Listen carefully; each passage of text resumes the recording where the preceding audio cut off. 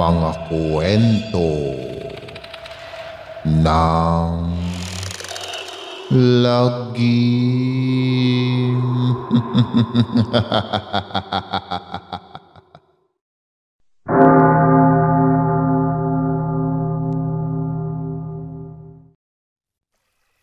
Sa isang bagong perya na itinayo sa bayan ng San Lorenzo, isang palabas ang pinakaaabangan ng mga tao, ang taong gubat na kumakain ng buhay na manok.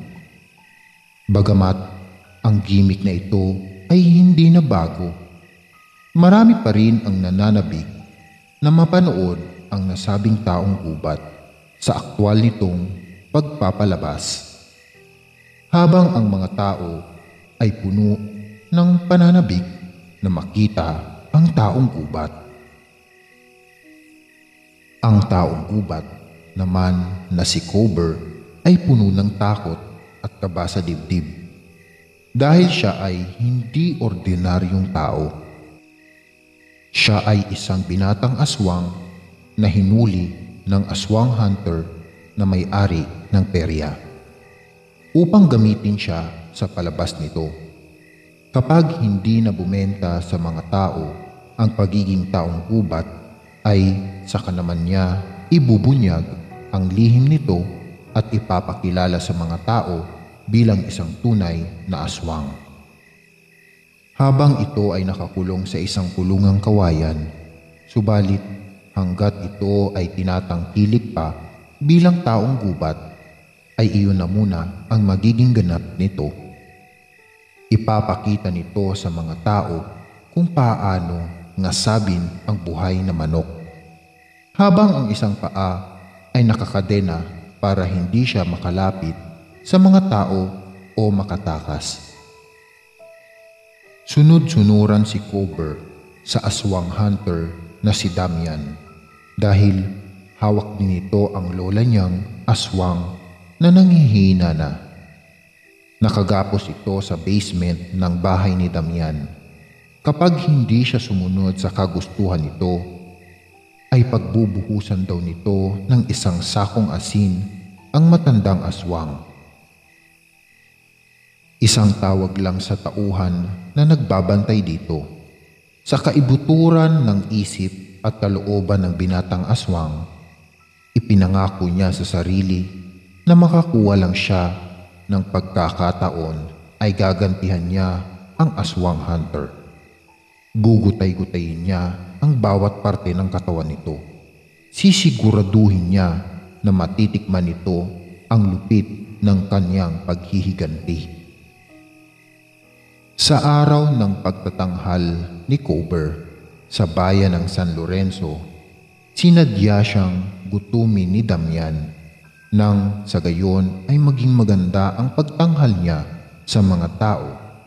Dahil gutom na gutom talaga siya, kaya kakainin niya ang hilaw na manok na tila hayok na hayok sa pagkain.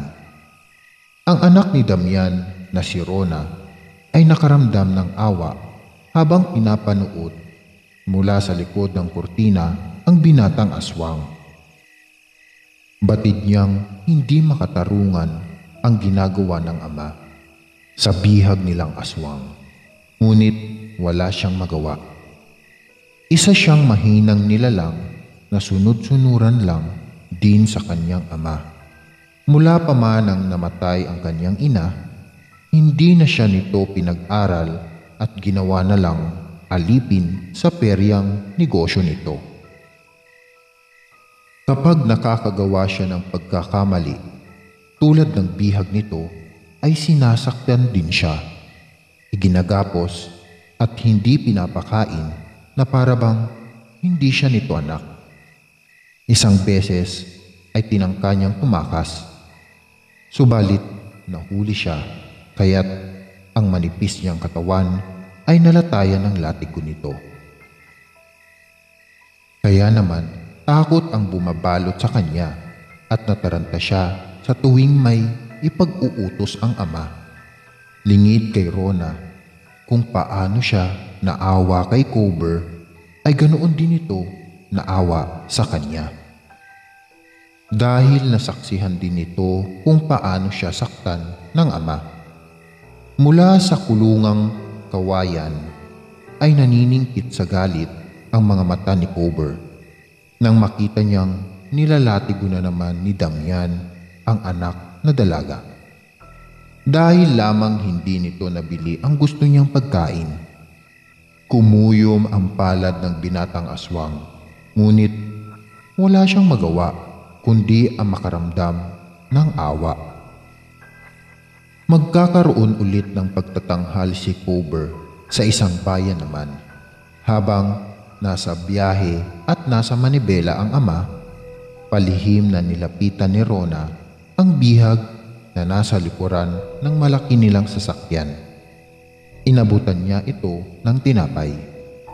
Nanginginig ang kamay na tinanggap iyon ni Coober. Pinasalamatan siya ni Rona. Batid ng dalaga na si Coober at ang lola nitong aswang ay namuhay ng normal.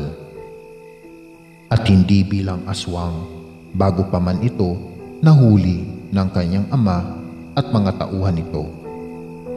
Kaya alam niya na palaging kumakalang ang sikmura nito ngayong bihag nila ito. Tinanong ni Coober si Rona kung maaari ba nitong tulungan na makatakas ang kanyang lola. Hindi makasagot ang dalaga. Natatakot kasi siya na mahuli ng tatay Damian niya. Kung siya nga ay hindi makatakas, paano niya maitatakas ang iba? Nangako si Coober na sa oras na makatakas ang lola niya at makatakas din siya ay isasama na niya si Rona. Ilalayo niya ito sa malupit nitong ama. Napayuko na lang ang dalaga. Ngunit bago lumayo sa binata ay nag-iwan ito ng salita na titignan niya kung ano ang kanyang magagawa. Mula noon ay palaging palihim na nag-uusap ang dalawa. Kahit paano ay parehong nababawasan ang bigat ng damdamin nila dahil nakatagpo sila ng kaibigan sa isa't isa. Naisipang itanong ni Coober kung hanggang kailan magtitiis ang dalaga sa pagmamaltrato ng sariling ama. Ani ni Rona, 2 beses na siyang tumakas. Nung maliit pa siya ay nagawa naman niya sa gitna ng malakas na ulan. Pero nagutom lang siya sa daan, nagkasakit at walang mapatunguhan. Wala rin siyang natagpuan na makakatulong sa kanya, kaya't kusang loob siya bumalik sa tatay Damian niya. Nung 2 beses ay dalaga na siya, ngunit nahuli siya nito at naparusahan. Hindi niya alam kung kailan ulit siya magkakaroon ng lakas ng loob na gawin muli ang pagtakas.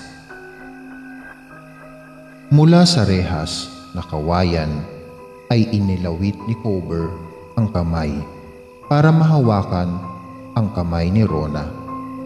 Napapitlag ang dalaga, subalit hindi niya mabawi ang kamay sa binata. Pinakinggan niya ang sasabihin nito. Anang binata, ang kailangan lang ay mawala ang takot ni Rona sa puso niya.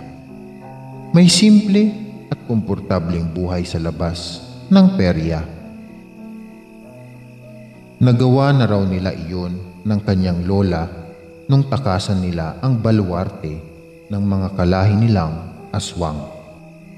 Kaya batid niyang magagawa rin ni Rona, tutulungan daw niya ito sa oras na makatakas siya at ang lola niya sa pagbihag sa kanila ng ama nito.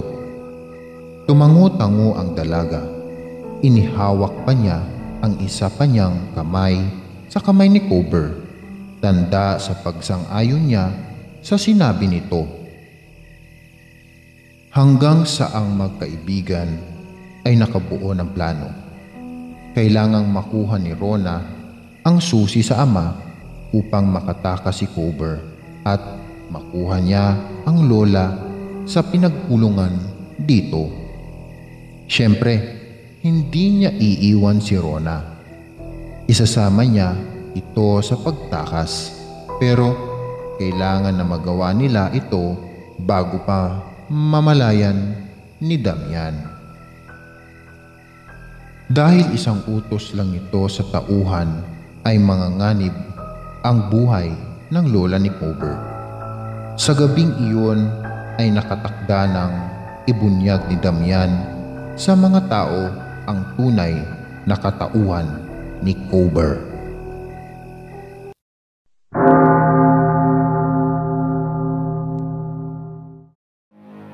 Maraming salamat mga giliw naming tagapakinig. Huwag po nating kalimutan mag-subscribe at mag-like ng ating channel para sa mga kwento ng lagi.